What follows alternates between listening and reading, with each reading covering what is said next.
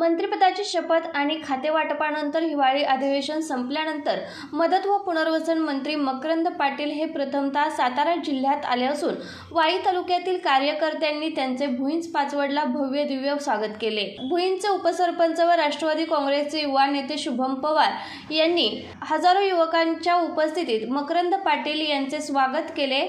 यावेळी बोलताना प्रास्ताविकात उपसरपंच शुभम पवार यांनी ही गर्दी म्हणजे आदरणीय मंत्री मकरंद पाटील यांच्यावर प्रेम आणि विश्वास व्यक्त करून आबांना पाठबळ देणारी ऊर्जा या निमित्ताने दिली आहे। आगामी काळात जिल्हा परिषद व पंचायत समितीच्या निवडणुकीत हीच ऊर्जा देऊन घराघरात आम्ही जाणार आहोत।